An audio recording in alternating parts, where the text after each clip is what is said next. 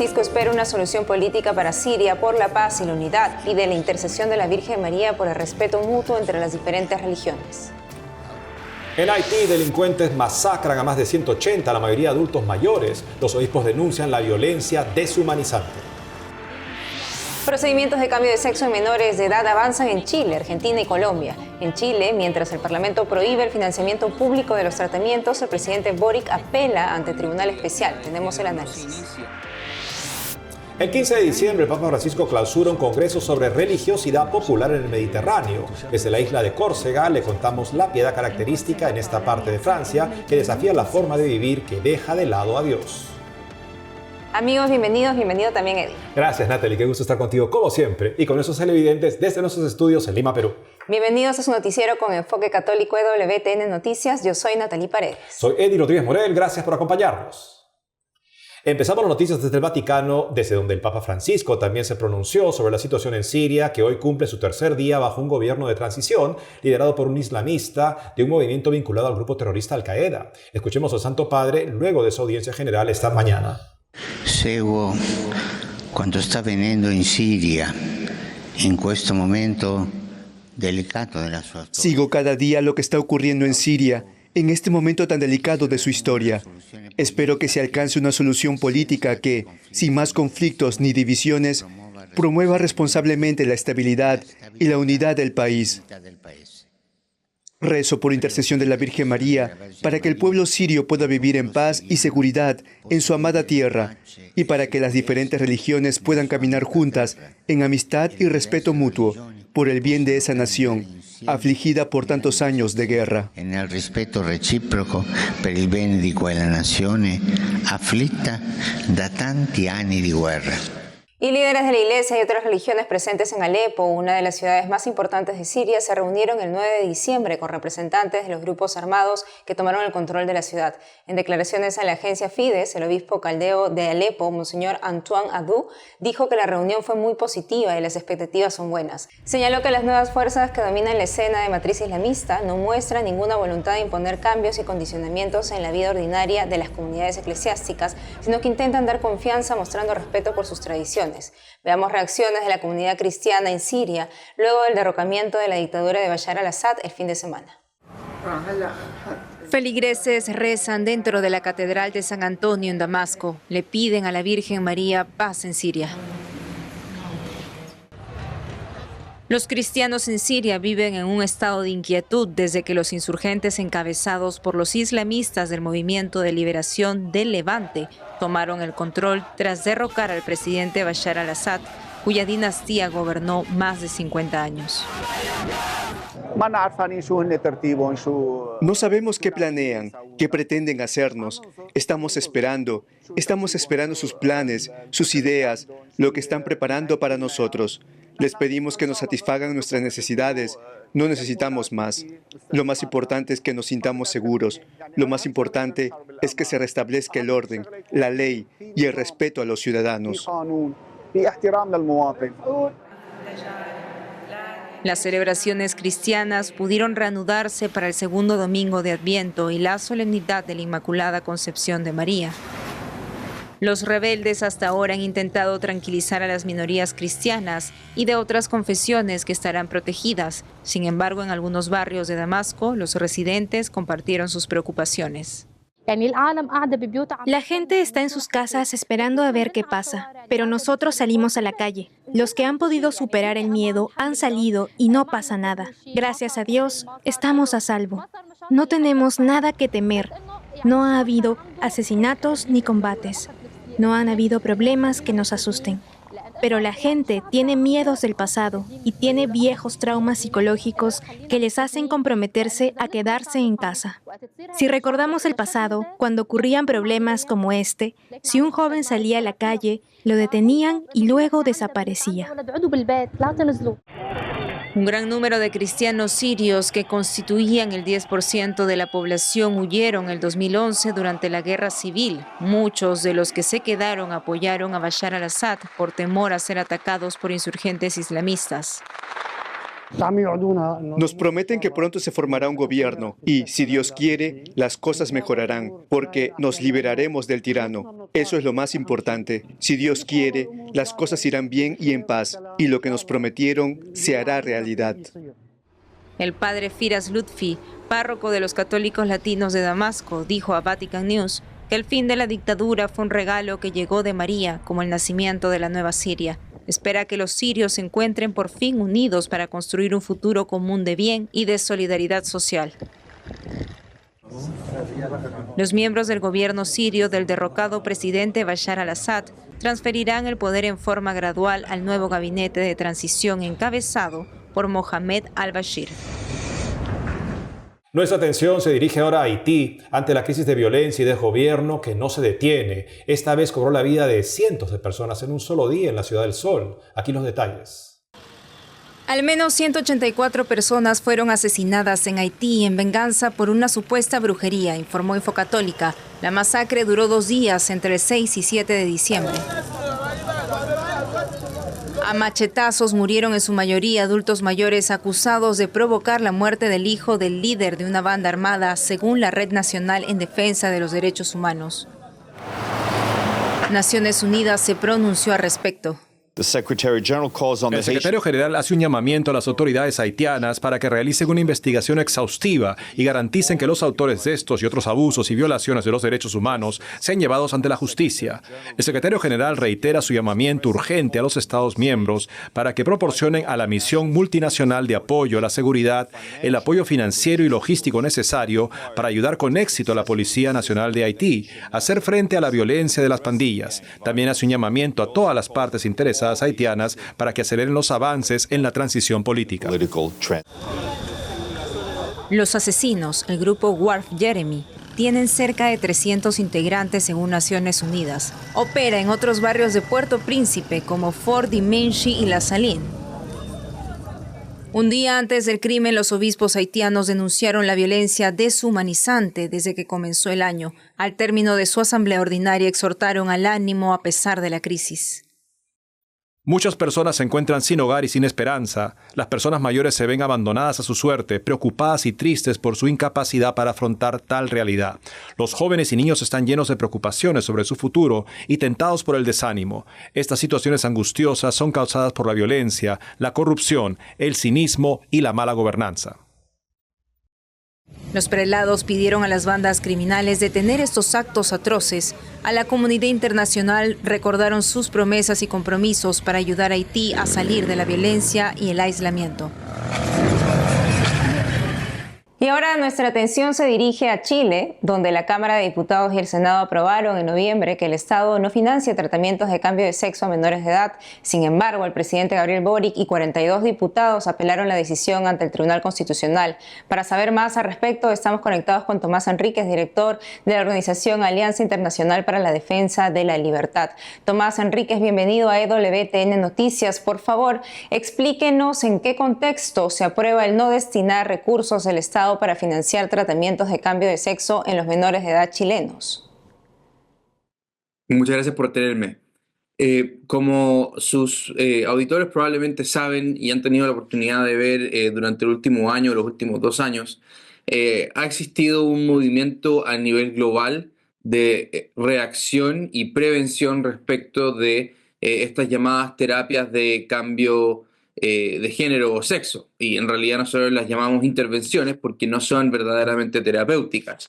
Pero a partir de la publicación del informe Cass en Gran Bretaña durante este año, es que empieza una ola de medidas adoptadas por parte de gobiernos tanto en Europa como en América de ponerle un freno a lo que habían sido tratamientos experimentales en el caso de niños y adolescentes para efectos de modificar sus características sexuales secundarias y en algunos casos incluso las primarias. Es en ese contexto en que la Cámara de Diputados de Chile comienza una discusión en una comisión investigadora a propósito de cuáles son los establecimientos de salud que están realizando este tipo de intervenciones en niños y adolescentes y en qué consisten estas. Todo esto, además, en el caso chileno, se vio gatillado por una nota de prensa que también fue publicada a eso del mes de agosto de este año, en que se reportaba lo que podemos llamar el salvaje oeste de las intervenciones hormonales o quirúrgicas en niños, en que a falta de regulación y sin que la legislación chilena hubiese autorizado esto de manera expresa, esto estaba ocurriendo a lo largo del país y ya empezaban a darse los primeros casos de niños y adolescentes que, llegando a la mayoría de edad, se han dado cuenta de que han cometido un error. La Cámara de Diputados y el Senado chileno terminan aprobando en este caso esta prohibición del uso de fondos públicos en la administración de estas terapias, intervenciones, ya sean hormonales o quirúrgicas. ¿Y con qué argumentos el gobierno del presidente Boric y sus aliados en el Congreso están a favor del financiamiento público de tratamientos de cambio de sexo en menores? Bueno, para el gobierno del presidente Boric esto ha sido un proyecto prioritario, es parte de su agenda de talante progresista y por lo mismo, si bien ha de reconocerse que el programa de acompañamiento de la identidad de género no se inicia con el gobierno del presidente Boric, sí creo que viene de los tiempos del presidente o expresidente Sebastián Piñera, es el gobierno del presidente Boric el que le da su mayor impulso en términos de financiamiento y le da mayor visibilidad. La razón primaria de por qué están recurriendo al Tribunal Constitucional no es sustantiva, sino que es de procedimiento constitucional, señalando de que en este caso el Congreso chileno no tendría la facultad de establecer una prohibición sobre el uso de los fondos que han sido ya aprobados, como es lo que está ocurriendo en este caso, y es parte de lo que va a tener que discutirse ante el Tribunal Constitucional en las próximas semanas. Señor Tomás, ¿y cuál es su análisis sobre la decisión que está tomando el Congreso de cara a los precedentes necesarios sobre este tema en Chile y en América Latina?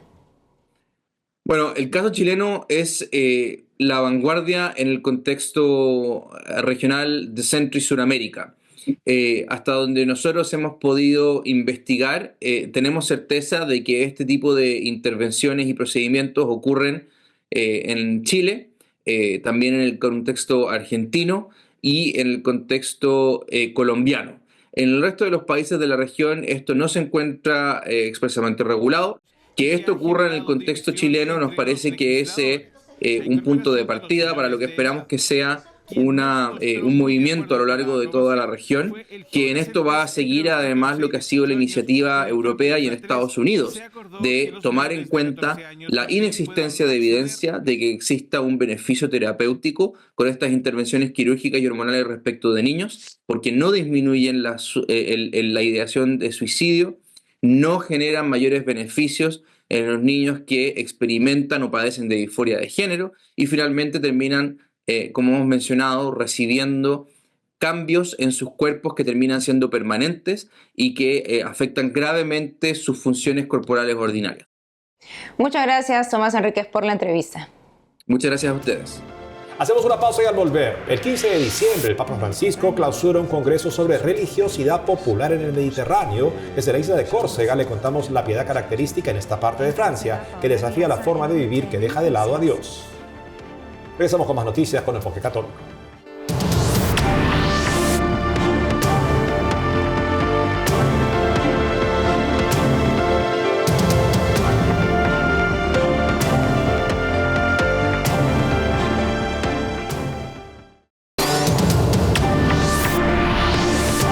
Le contamos que el próximo 15 de diciembre el Papa Francisco viajará a la isla de Córcega, en Francia, para clausurar un congreso dedicado a la religiosidad popular en el Mediterráneo.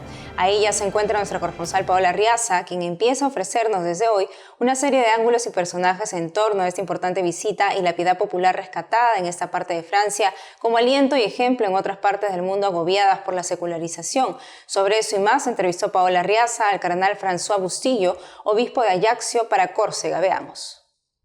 En un momento histórico en el que las tendencias en Francia son cada vez más seculares, una de sus islas va contracorriente. Córcega es conocida por ser la tierra natal de Napoleón Bonaparte y ahora será la anfitriona del viaje papal. El Papa Francisco viajará el 15 de diciembre a Córcega con motivo del encuentro sobre la religiosidad popular en el Mediterráneo. El Santo Padre emprenderá su viaje apostólico número 47 a esta isla donde casi el 80% de los habitantes son católicos. El cardenal François Bustillo, arzobispo de Ajaccio, extendió la invitación al pontífice y se declaró sorprendido cuando el Vaticano confirmó la posibilidad del viaje. En una entrevista con EWTN Noticias dijo que espera que la visita papal deje una huella de esperanza en la población. Cardenal François Bustillo, el 15 de diciembre será un día muy importante para los habitantes de la isla. Es la primera vez que un papa pone un pie en esta isla. ¿Cómo se preparan? Es un momento histórico, es la primera vez que un papa viene a Córcega. Un momento histórico, un momento único y necesita una preparación también única. Así que desde hace muchas semanas estamos preparando, organizando para que este acontecimiento pueda tocar el corazón de los corsos y pueda ayudarnos a ser mejores. Muchos periodistas me han preguntado por qué no va a París y va a Córcega. París es el centro. Notre Dame es un momento único también. Y París, Francia y el mundo vivieron ese momento de apertura. Córcega es la periferia y es el Mediterráneo. Y sabemos que el Papa Francisco es sensible a este aspecto del Mediterráneo como una cuna de civilización y la periferia. Aquí nunca ha venido un Papa. Y existen esas tradiciones populares típicas del Mediterráneo y de algunas islas, ¿no? Que es el espacio de lo sagrado en el espacio público. Bueno, el Papa viene a estas conferencias sobre la piedad popular. ¿Cómo se vive la piedad popular en la isla? Aquí hay muchas cofradías, tenemos unos 3.000 hermanos y hermanas, ¿no? Cofradías, hermandades. Luego también hay muchas procesiones. Luego se canta la voz, o sea que hay una participación de la fe de todo el ser, no solo la cabeza, sino de todo el ser. En Francia se vive un proceso de secularización, mientras que en la isla se retorna a las raíces, a la piedad popular. En Francia tenemos una sociedad secularizada que ha perdido su brújula. Nosotros aquí hay tradiciones, es una isla. Entonces en una isla se conservan las tradiciones por la transmisión. Tradición, y cuando hay tradición hay siempre un contacto con las raíces de un pueblo, raíces culturales y raíces espirituales. El 90% de los corsos son creyentes.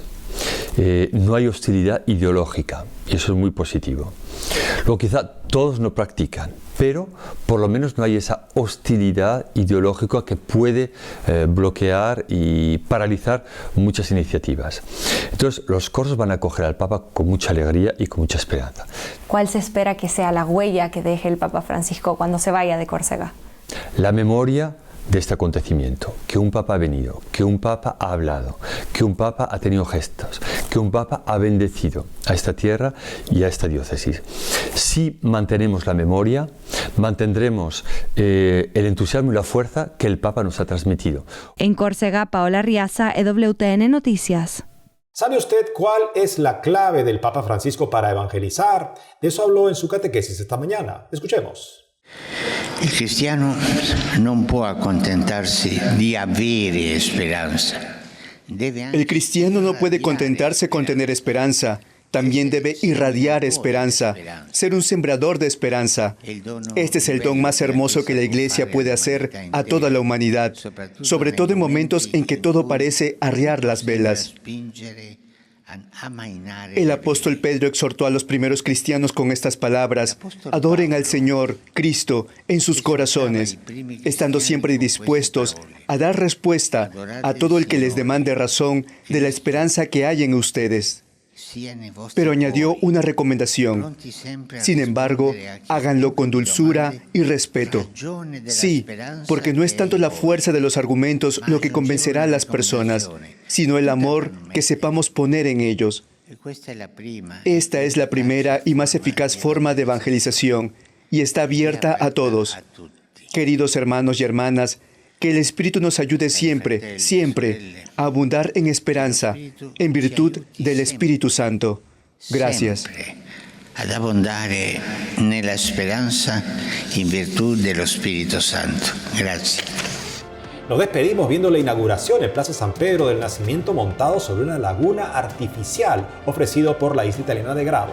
También apreciará el encendido del abeto de 29 metros de altura traído desde Trento para la ocasión. Hasta mañana.